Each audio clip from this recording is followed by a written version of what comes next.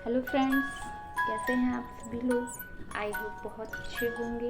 एक बार पुनः आप सभी का विशाखा सिंह ऑफिशियल के इस चैनल पर मैं स्वागत करती हूं। और आज का वीडियो रसों के ऊपर आधारित है कि रस किसे कहते हैं और रस के कितने प्रकार होते हैं। तो चलिए वीडियो को स्टार्ट करते हैं। सबसे पहले हम जानेंगे रस का अर्थ, कि रस का शाब्दिक अर्थ क्या होता है। रस का शाब्दिक अर्थ होता है आनंद।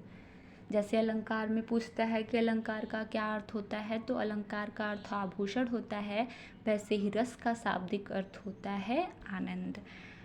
कैसा आनंद? काव्य को पढ़ने या सुनने से जिस आनंद की अनुभूति होती है उसे रस कहा जाता है। ठीक है, काव्य को पढ़ने या सुनने से जिस आनंद की अनुभूति होती है उसे रस कहते हैं। कोई भी काव्य है उसे अगर हम पढ़ रहे हैं या सुन रहे हैं तो जो हमें आनंद मिलता है, जो हमें आनंद की अनुभूति होती है उसे हम रस कहते हैं। रस का अर्थ श्री धातु से माना जाता है। कभी कभी क्वेश्चन पूछता है कि रस किस धातु से माना गया है, तो रस का अर्थ श्री धातु से माना जाता है, जिसका अर्थ होता है जो बहता है, अर्थात जिस भाव के रूप में हृदय से बहता है उसे रस कहते हैं। और कभी कभी क्वेश्चन पूछता है कि अब हम बात करेंगे उत्पत्ति की, कि इसकी उत्पत्ति कैसे हुई, इसे परिभाषित किसने किया, इसका श्रेय किसको जाता है।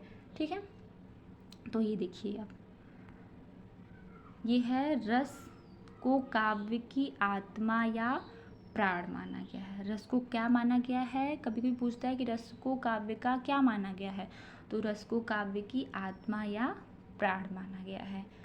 और दूसरा क्वेश्चन, रस के जनक कौन हैं? ठीक, तो रस उत्पत्ति को सबसे पहले परिभाषित करने का श्रेय भरत मुनि को जाता है। हमेशा पूछता है कि रस के जनक कौन है। ठीक, तो रस के जनक भरत मुनि हैं। तीसरा है, उन्होंने अपने कभी कभी क्वेश्चन भी ये भी पूछता है कि भरत मुनि ने अपने नाट्य शास्त्र में रस के कितने प्रकारों का वर्णन किया है। तो भरत मुनि ने अपने नाट्य शास्त्र में रस के 8 प्रकार का वर्णन किया है। याद रखिएगा, भरत मुनि ने हिंदी में रसों को 8 प्रकार से वर्णित किया गया है। कभी कभी हिंदी में रसों को 9 भी माना गया है। अब वो हम आगे पढ़ेंगे। अभी चलिए हम आगे बढ़ते हैं। अब हम बात करेंगे रस के प्रकार की। जैसे मैंने ऊपर कहा था कि हिंदी में रस के 9 प्रकार होते हैं, लेकिन भरत मुनि के अनुसार 8 प्रकार के होते हैं। ठीक है, ये देखिए, भरत मुनि के अनुसार रसों की संख्या 8 है।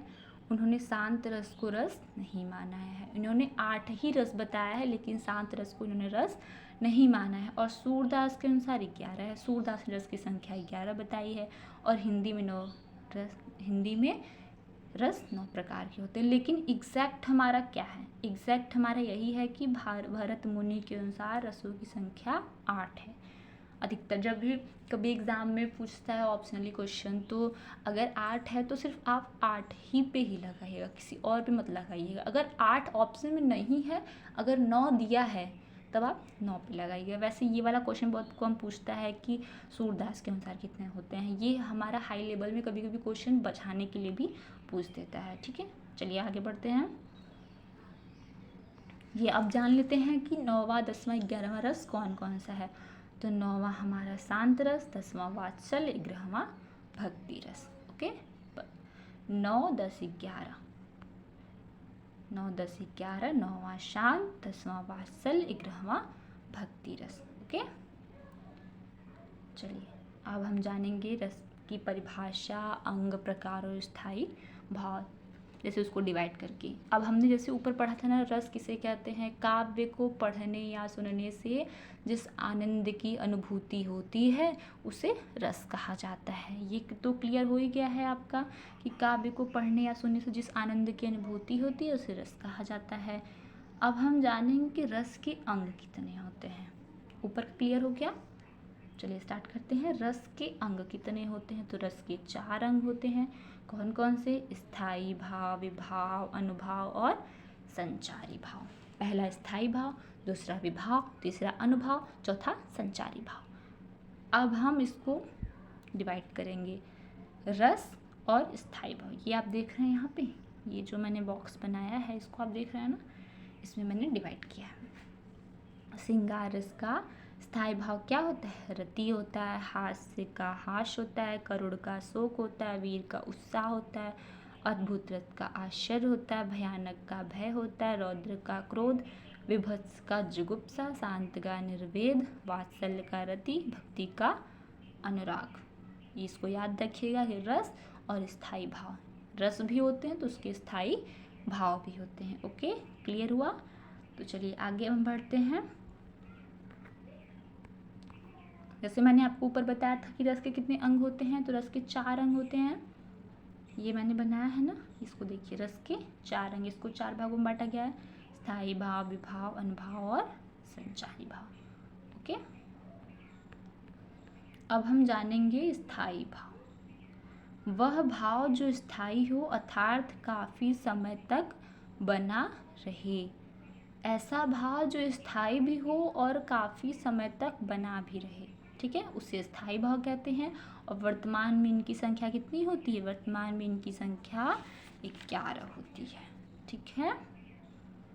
चलिए नेक्स्ट आगे बढ़ते हैं। अब हम जानेंगे विभाव, कि विभाव किसे कहते हैं।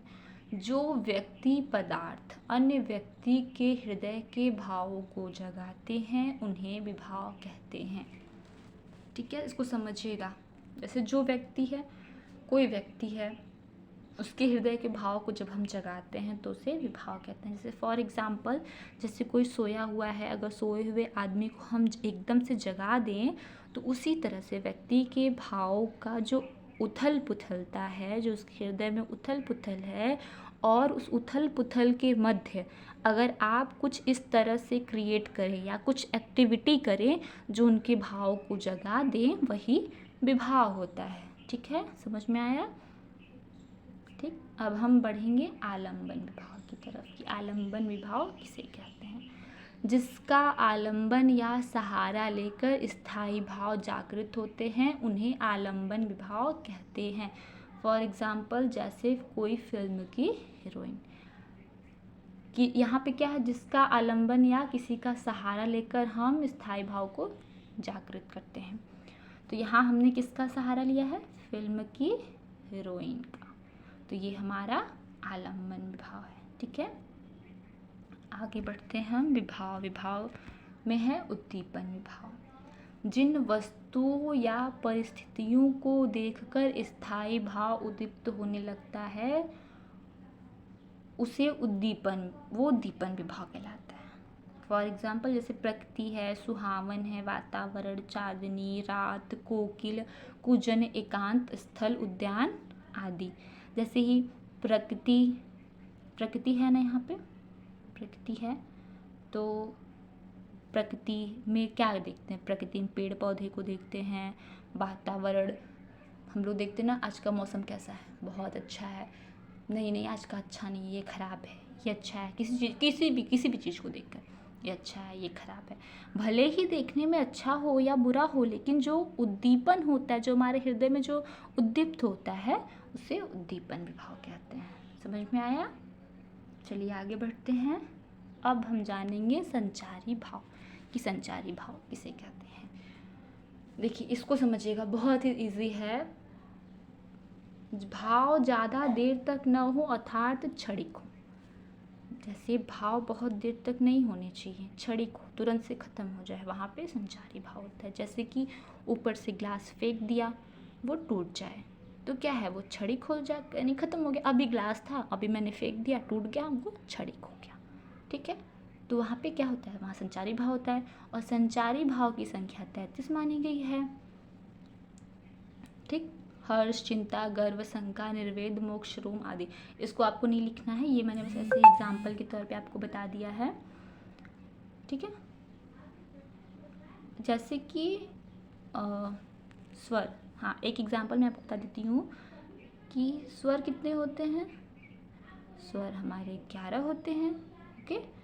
वैसे हमारे स्थायी भाव कितने होते हैं, उसी तरह हमारे, बहुत ही आसान ट्रिक है कि स्वर 11 होते हैं तो स्थायी भाव भी 11 होते हैं। यह याद रखने का एक तरीका है, ठीक है। और व्यंजन कितने होते हैं? व्यंजन 33 होते हैं। तो उसी तरह से हमारा स्थायी भाव भी, संचारी भाव 33 होते हैं। ओके, स्वर कितने होते हैं? 11। तो उसी तरह स्थायी भाव भी 11 होते हैं। व्यंजन कितने होते हैं? 33। तो उसी तरह संचारी भाव भी हमारे 33 होते हैं। Okay, that's clear. चलिए अब हम आगे बढ़ेंगे। अब मैं यहाँ पे आपको बताऊंगी करुण रस, वीर रस, विभत्स रस। तो हर कोई मैं परिभाषा नहीं बताऊंगी आपको, ना ही लिखवाऊंगी, तो सिर्फ एग्जाम्पल के तौर पे आपको मैं दिखाऊंगी। ठीक है, चलिए पहला है हमारा करुण रस। दुख ही जीवन की कथा रही, क्या कहूँ जो आज नहीं कही। दुख, यहाँ पे किसकी बात की गई है? दुख की। दुख यानी करुण रस, मैंने बताया था ना, जहाँ पे दुख की बात है वहाँ पे करुण रस होता है। तो दुख ही जीवन की कथा रही, क्या कहूँ जो आज नहीं कही। तो यहाँ पे करुण रस हो गया। और हमारा दूसरा है वीरों का कैसा हो बसंत। तो वीरों का कैसा हो बसंत, तो यहाँ पे किसकी बात आई है? वीर की बात आई है। तो यहाँ पे वीर रस। तीसरा है हमारा राम जपू राम जपू राम जपू बाबरे। तो यहाँ पे किसकी बात हुई है? भक्ति की बात हुई है। तो यहाँ पे भक्ति है। इन दांतों पर मोती वारू, इन दांतों पर मोती वारू। तो यहाँ पे क्या है? वात्सल्य है, प्रेम झलक रहा है। एक माँ का अपने बच्चे के प्रति जो वात्सल्य है, वहाँ इसको यहाँ पे बताया गया है कि इन दांतों पर मोती वारू। जैसे भगवान, कभी कभी हम लोग कहते हैं ना, भगवान राम का चरण कमल के समान है, भगवान कृष्ण का जो दांत है वो मोती के समान चमक रहा है। तो वहाँ पे क्या है? वात्सल्य रस होता है। ठीक है, चलिए अब मैं आगे बढ़ती हूँ। श्रृंगार रस। श्रृंगार का मतलब क्या होता है? प्रेम, और इसका स्थायी भाव होता है। श्रृंगार का मतलब प्रेम, रति, इसका श्रृंगार का स्थायी भाव रति। ठीक है, चलिए। मेरे तो गिरधर गोपाल दूसरो न कोई, जाके सिर मोर मुकुट मेरा पति सोई। यहाँ पे कहा गया है, जैसे कि एक नायिका नायक को लेकर कहती है, या फिर गोपियाँ कृष्ण को लेकर कहती हैं। मीरा सबसे बड़ी भक्त भगवान कृष्ण की थी, तो वो कहती हैं कि मेरे तो गिरधर गोपाल दूसरा ना कोई, सिर्फ मेरे गिरधर गोपाल हैं, दूसरा कोई नहीं है। जिनके सिर पर मोर मुकुट विराजता है वही मेरे पति हैं, उनको पति के रूप में स्वीकार किया गया है। तो यहाँ पे श्रृंगार रस है। और देखिए दूसरी बात, एक जंगल है तेरी आँखों में, मैं जहाँ राह भूल जाता हूँ। यहाँ नायक नायिका को देख के क्या कहता है कि एक जंगल, जो तुम्हारे नयन है वो जंगल के समान है, और तेरी आँखों, और जब भी मैं तुम्हारी आँखों में देखता हूँ तो मैं राह भूल जाता हूँ। तो यहाँ पे क्या है? यहाँ पे श्रृंगार रस, याद रखिएगा इस चीज़ को। एक, मेरे तो गिरधर गोपाल दूसरा ना कोई। ठीक, चलिए, आई होप समझ में आया होगा। अब हम आगे बढ़ते हैं। वीर रस, वीरता। जहाँ वीरता की बात की जाए, वीरों की बात की जाए, तो वीरों में ये आप लोगों ने कविता बहुत पहले भी पढ़ा होगा, तो छोटे क्लास की कविता है कि खूब लड़ी मर्दानी वो तो झांसी वाली रानी थी। कि उन्होंने एक स्त्री रणभूमि में जाके अकेले लड़ती है, और खूब लड़ती, और तब तक लड़ती हैं जब तक उनके शरीर में प्राण रहता है। खूब लड़ी मर्दानी वो तो झांसी वाली रानी थी, यमराज से भी युद्ध में प्रस्तुत सदा, मानो मुझे मामा तथा निजतात से युद्ध में डरता नहीं। तो ये हमारा वीर रस का उदाहरण हो गया। अब हम बढ़ेंगे करुण रस। इसका स्थायी भाव क्या होता है? दुख। जिस करुण दुख की बात उत्पन्न हुई है कि ऐ मेरे वतन के लोगों, जरा आँख में भर लो पानी। जो शहीद हुए हैं उनकी जरा याद करो कुर्बानी, जिन्होंने मुझे आज़ादी दिलाकर हम लोगों को खुद को कुर्बान कर दिया। तो ऐ मेरे वतन के लोगों, उनके लिए उनको जरा याद कर लो। ठीक है, उनके याद में दो अपने आँखों में पानी लाओ, यानी उनके लिए थोड़ा समर्पण करो। तो यहाँ दुख की बात है। जब हृदय में किसी काव्य को पढ़कर या किसी चीज़ को देखकर जब मन में दुख की भावना उत्पन्न हो तो वहाँ पे करुण रस होता है। ठीक है, अब हम आगे बढ़ते हैं। हास्य रस, यहाँ मैंने एक ही स्लाइड में दो रसों को ऐड कर दिया है, हास्य रस और रौद्र रस। अब समझते हैं हास्य रस किसे कहते हैं। जब किसी काव्य को पढ़कर या किसी दृश्य को देखकर हृदय में हंसी, हास्य जैसी भावना उत्पन्न हो तो वहाँ पे हास्य रस होता है। हाथी जैसी देह, गेंडे जैसी खाल, तरबूजे जैसी खोपड़ी, खरबूजे जैसी गाल। यहाँ कितनी अच्छी बात कही गई कि हाथी जैसी तो देह है और गेंडे जैसी खाल है, तरबूज के समान उसकी खोपड़ी है और खरबूजे की जैसी उसकी गाल है। ठीक है। रौद्र रस, खून उसका उबल रहा था, मनुष्य से दैत्य में बदल रहा था। अंदर से उसे गुस्सा था, क्रोध था और उसका जो खून था, उसके जो शरीर में जो खून था वो उबल रहा था और वो एक मनुष्य से राक्षस के रूप में बदल रहा था। वो क्या है? रौद्र रस है। जहाँ पे क्रोध की भावना हो वहाँ पे रौद्र रस होता है। तो बस आप एग्जाम्पल एक बार अच्छे से अगर पढ़ लेंगे ना तो फिर उसका मतलब देख लीजिए कि इस एग्जाम्पल में, इस उदाहरण में क्या इसका मतलब निकल रहा है। ठीक है, तो आपको खुद समझ में आएगा तो फिर टिक लगाने में तो एकदम आसानी रहेगा। अब है भयानक रस, डर। इसका स्थायी भाव है डर। सुनसान सड़क पर सन्नाटा था, चारों ओर लग रहा था डर, दूर भी थी भोर। अब देखो क्या, सुनसान सड़क था, सन्नाटा उसके चारों, सड़क पर सन्नाटा चारों ओर था, भोर हो गई थी लेकिन फिर भी डर लग रहा था। यहाँ पे क्या है? भयानक रस है। सुनसान सड़क पर सन्नाटा था, चारों ओर लग रहा था डर, दूर भी थी भोर। यहाँ पे सबसे एक चीज़ देखिएगा, यहाँ पे एक डर आया है। भयानक का स्थायी भाव क्या होता है? डर। ठीक, चलिए आगे बढ़ते हैं। विभत्स रस, गिद्ध और चील मंडरा रहे थे और चूहे को तदपा दे रहे थे। गिद्ध और चील आसमान में मंडरा रहे थे, चूहे को तदपा दे रहे थे। ठीक है। अब है अद्भुत रस, मछली चलकर जमीन पर आई, अचंभा देखिए साहिल। अद्भुत का स्थायी भाव क्या होता है? आश्चर्य। अद्भुत का स्थायी भाव होता है आश्चर्य।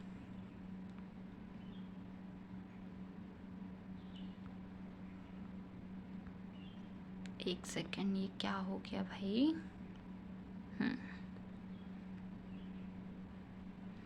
अद्भुत का होता है आश्चर्य, किसी चीज़ को देखकर आश्चर्य हो जब इंसान हो जाए तो वहाँ पे अद्भुत रस होता है। मछली चलकर ज़मीन पर आई, देखो मछली पानी में रहता है, वो चलकर ज़मीन पे आ गया। अब ऐसे तो कहा गया, एक वो कविता है ना, मछली जल की रानी है, जीवन उसका पानी, हाथ लगाओ डर जाएगी, बाहर निकालो मर जाएगी।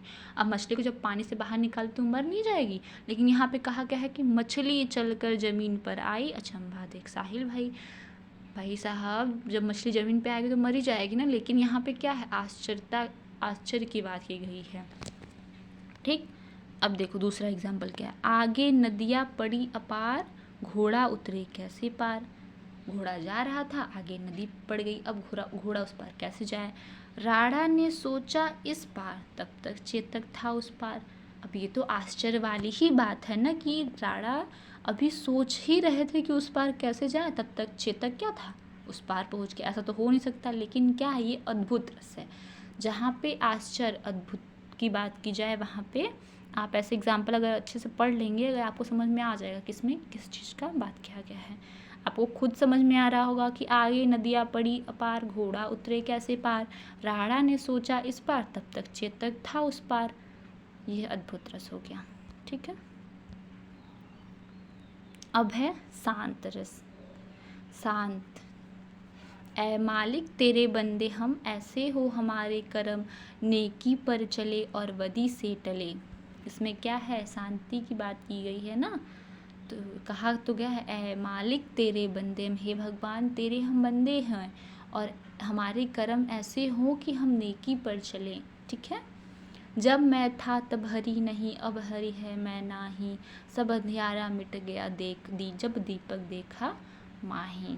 इसमें कहा गया है कि जब मैं था, जब अहंकार था, तब हरि नहीं थे मेरे पास, अब हरि है मैं नाही, अब भगवान है अहंकार नहीं है, सब अंधियारा मिट गया, भगवान के आते ही सब अंधियार मिट गया। ठीक है, तो यहाँ पे क्या है, शांत रस हो गया। जहाँ पे शांति जैसी बात की जाए वहाँ पे शांत रस होता है। ठीक है, अब है भक्ति रस और वात्सल्य रस। चलिए, भक्ति रस में क्या है, रघुपति राघव राजा राम पतित पावन सीताराम। यहाँ पे एक साधक अपने भगवान से प्रार्थना कर रहा है, यहाँ पे भक्ति कर रहा है कि रघुपति राघव राजा राम पतित पावन सीताराम। वात्सल्य रस, मैया मोरी मैं नहीं माखन खायो। यहाँ भगवान श्री कृष्ण कहते हैं कि हे मैया मैं माखन नहीं खाया हूँ। तो यहाँ मैं जैसे बताया था ना, वात्सल का एक और स्थायी भाव होता है प्रेम।